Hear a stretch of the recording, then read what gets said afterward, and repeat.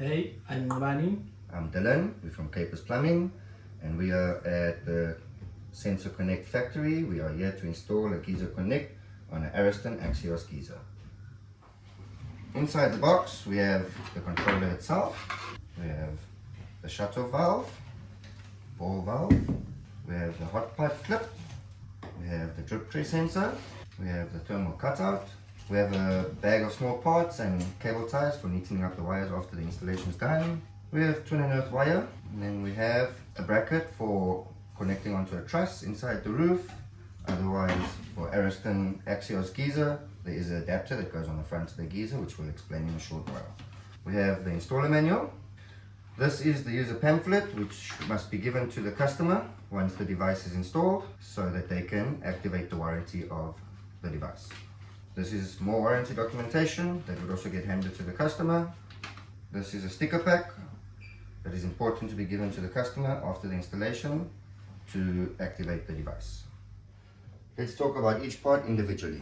Firstly, we have the motorized ball valve, which you can see here. We have already pre-installed. The motorized ball valve should always be installed on 22mm copper, no PEX, no poly, no galvanized. It should be installed in front of the pressure valve. As you can see on our pre-installed installation, motorized ball valve should be in front of the pressure valve. In some cases, the pressure valve is outside or further on in the roof, in which case you install the motorized ball valve before the geyser. But between the motorized ball valve and the geyser, you have to install a relief valve, the same pressure rated as your pressure valve installed outside or further on in the roof. If you have to install a relief valve between the geyser and the motorized ball valve, that would not be included in the kit that you purchased. Let's move on to the drip tray sensor. Works hand in hand with the motorized ball valve. Once it senses water, the motorized ball valve will automatically close the water to the geyser. Next we have the hot pipe clip. This is the thermal cutout. It simply replaces the normal thermostat which comes with the Ariston Axios Geyser. So now let's install the black adapter ring. Simply flip out the end cap that's on. This one goes in, same as that one was in. It's got its little clips and just screw back in. This adapter can fit on any Ariston Axios Geyser as long as it is in a horizontal installation.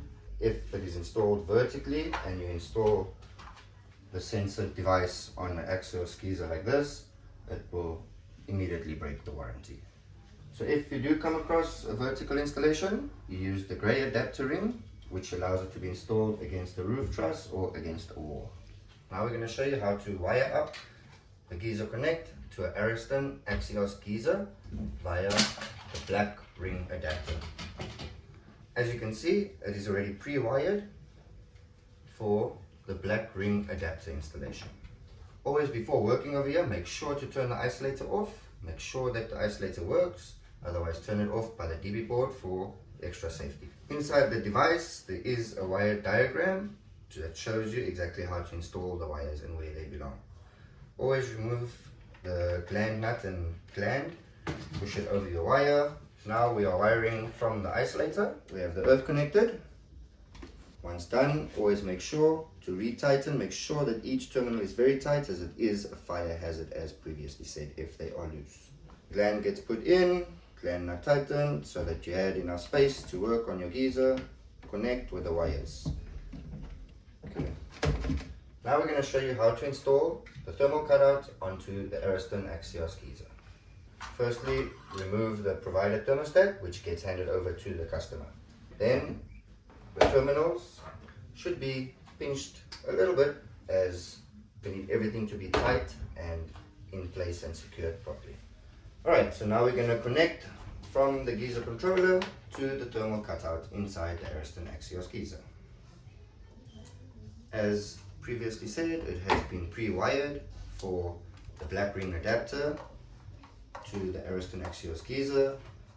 On the thermal cutout, it does show you live is on the right and neutral is on the left. The connections must be very tight, as it is a fire hazard. Once live and neutral is connected, remember that there must be an earth. Once again, make sure everything is tight. Next we're going to show you the sensors, where they belong and how they get connected to the controller. But first we need to install thermal cutout sensor wire onto the device, which goes through the back of the device. It has a little hole where it goes through, gets plugged in on the first clip, which underneath says probe. Then you wind the wires around the cavity of the inside where the thermal cutout is, so that the device itself can connect nicely without any wires pinching onto the Ariston Axios Geyser. Line out the bayonets and lock it into place. Now we get to the sensors. This is the pipe clip sensor, hot pipe clip sensor.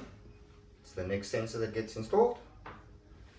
Underneath it says pipe clip. It clips onto the hot outlet of the hot side of the geyser. Goes approximately about 50 centimeters away from the outlet of the geyser itself. Thereafter, we have the drip tray sensor. Gets plugged in by the 2-pin clip, and below it says drip tray sensor. Drip tray sensor, which has a tripod with a weight inside to keep it down, and it gets installed as low down and close to the outlet as possible. Lastly, we have the motorized ball valve, which gets clipped in where it says water valve.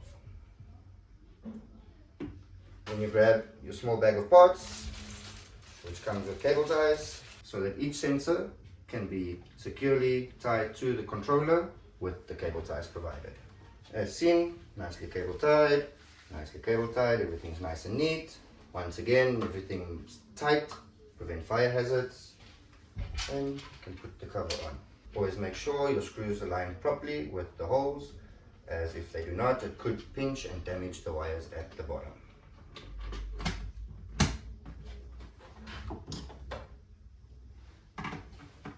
Okay. Alright, so once all sensors are in place and you're happy with the installation, you can turn it on by the isolator. Give it a second to connect, and you will find the lights flashing. Orange light going on means the element is currently heating. Green light flashing once it's standing still, it means the device is connected. If any of these lights are flashing, or the green light does not stand still, or the red light at the bottom starts flashing, you can just refer back to the status indicator, which is inside the manual, towards the back of the manual. The next part is very important, as it is for the client to link to the device and for warranty purposes. So you take the sticker pack, take out the QR code sticker, and it gets stuck by the circuit breaker of the geyser on the DB board. Gets stuck on the DB board by the geyser circuit breaker. Next set of stickers are the A stickers, which gets used to modify the Ariston Axios Geyser. First sticker gets stuck on the model next to Axios 100. A simply gets placed over there. Changes the model code of the Ariston Axios Geyser. The other A sticker gets stuck next to Axios 100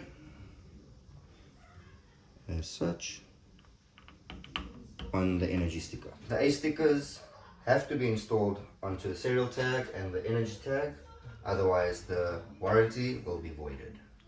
And finally, the most important part, handing over the materials to the client, especially the pamphlet, which explains step for step how to connect the Sensor Connect device to the Sensor Connect app. So that's how you install a Sensor Connect onto an Ariston Axios Geyser. If there's any issues or questions, always refer to the installation manual.